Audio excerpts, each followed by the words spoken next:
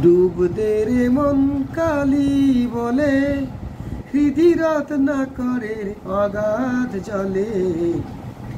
ডুব দে রে মন কালী বলে, রত্নাকর নয় শূন্য কখনো, দু চার ডুবে ধন না পেলে, দু চার ডুবে ধন না পেলে, তুমি দম সামর্থ্যে এক ডুবে যাও কুলকুণ্ডলিনীর কোলে। ডুব দে রে মন কালী বলে।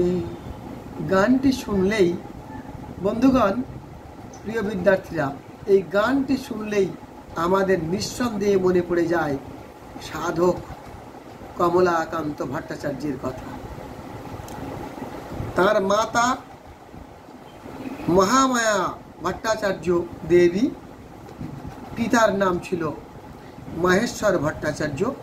অম্বিকা কালনায় 1780-81 খ্রিস্টাব্দে এই সুসন্তান সুসাধক জন্মগ্রহণ করেন।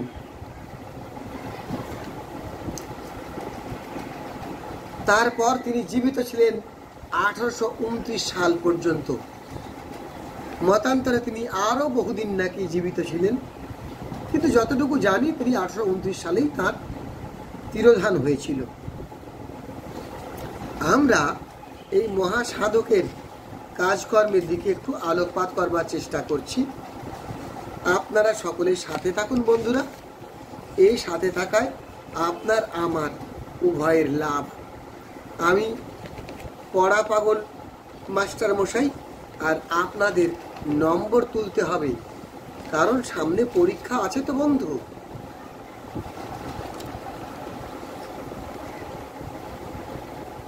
মহেশ্বর ভট্টাচার্য তার পুত্র কমলাকান্ত ভট্টাচার্যকে জগৎ বিখ্যাত পণ্ডিত তৈরি করবার জন্যে তাকে টোলে শিক্ষাদানে পাঠিয়ে দেন। টোল ছিল সংস্কৃত শিক্ষার পীঠস্থান। সেখানে নানা শাস্ত্রে সুপণ্ডিত হওয়ার লক্ষ্যে কমলাকান্ত যান। তার অসামান্য প্রতিভা ছিল, কিন্তু তা সত্ত্বেও তাকে পড়াশোনায় ভালো মন দিতে দেখা যায়নি। সেই কারণে তাকে অনেকে নানান প্রকার ভাবনা চিন্তার চোখ দিয়ে দেখত। তিনি শাক্ত ঘরে জন্মালেও চন্দ্রশেখর গোস্বামী নামে এক বৈষ্ণব সাধুর সংস্পর্শে আসেন এবং তিনি বৈষ্ণব মতে দীক্ষা গ্রহণ করেন। এই বৈষ্ণব ধর্মের দীক্ষিত ভেকধারী কমলাকান্ত ভট্টাচার্যকে গৃহমুখী করার জন্যে অন্য একটি ব্রাহ্মণ ঘর থেকে সুন্দরী সুশ্রী গৃহবধূর সন্ধান করেন মহামায়া দেবী এবং মহেশ্বর ভট্টাচার্য। তাদের সব যত্ন বোধহয় মাটি হয়ে গেল। ক্রমশ কমলাকান্ত সাধনার অতল তলে হারিয়ে যেতে লাগলেন। কমলাকান্ত ভট্টাচার্য ধীরে ধীরে ধীরে ধীরে তিনি একজন তান্ত্রিক সাধুর সংস্পর্শে এলেন এবং সেই তান্ত্রিক সাধুর কাছে তন্ত্রমতে দীক্ষা গ্রহণ করে বসলেন।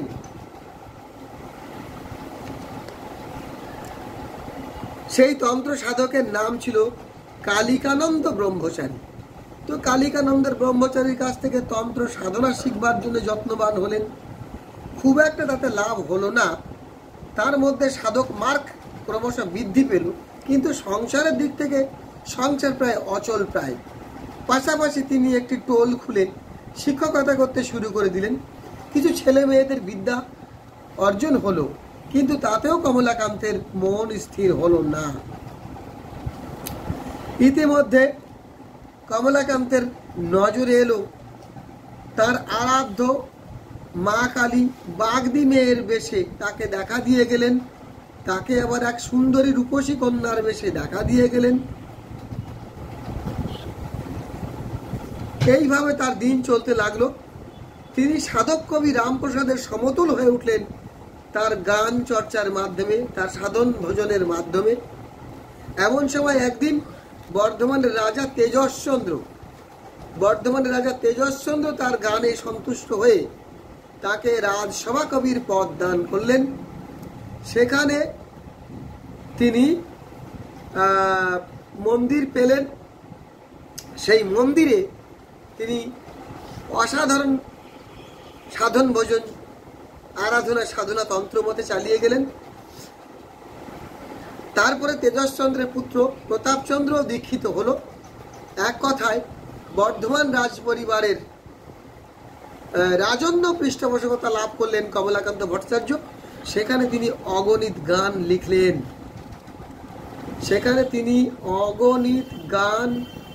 লিখলেন।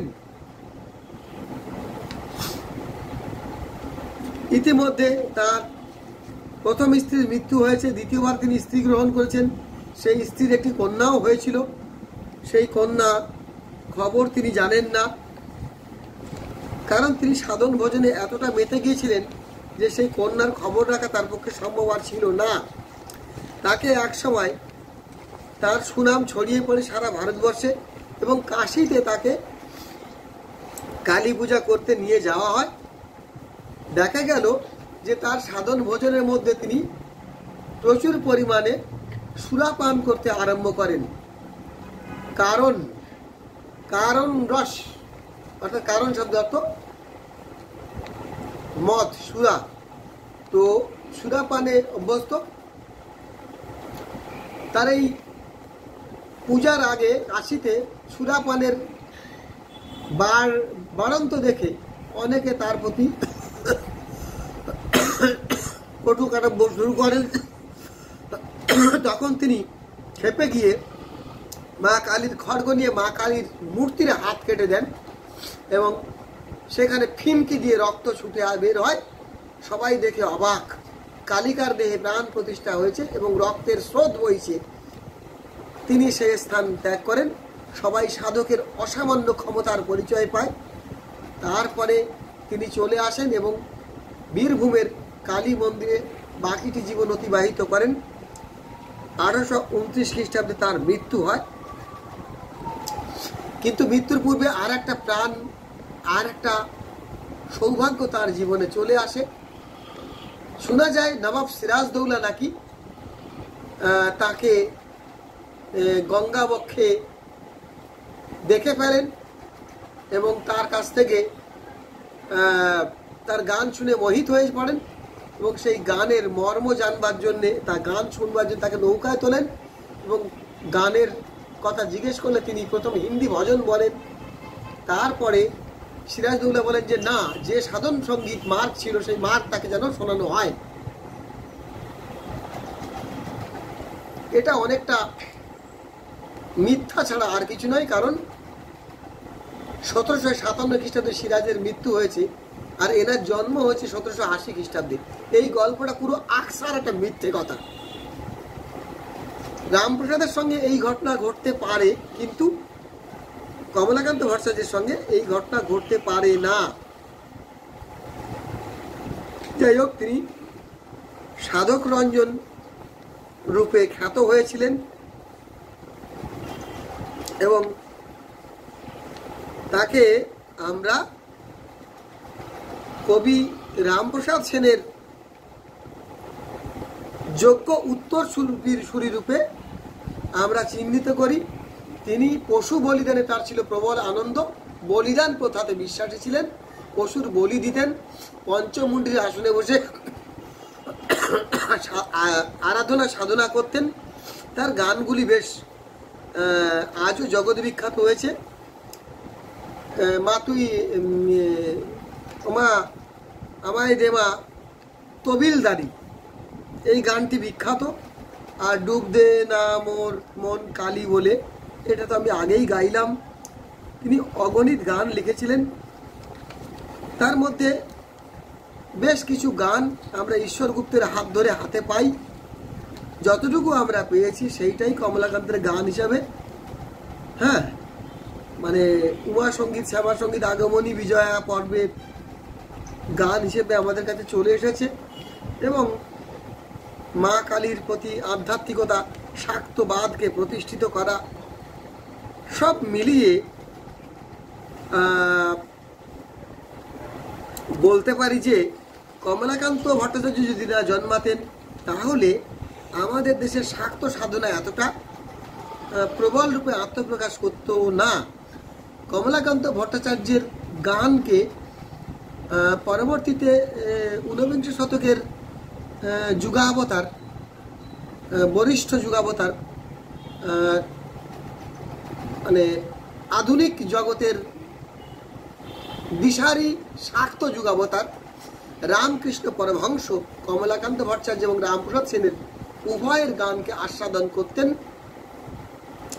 এবং তার বিশেষ ভক্ত যেমন মহাকবি গিরিশ ঘোষও তার এই গানে অনুপ্রাণিত হয়ে শাক্ত পদ রচনায় প্রবৃত্ত হয়েছিলেন।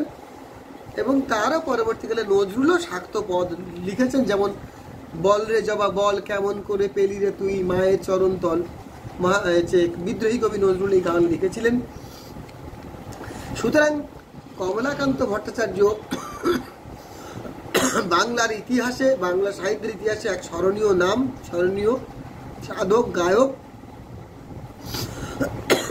শাক্ত পদাবলীর প্রতিষ্ঠাতা, বলিষ্ঠ পুরুষ। তাকে আমার বিনম্র শ্রদ্ধা।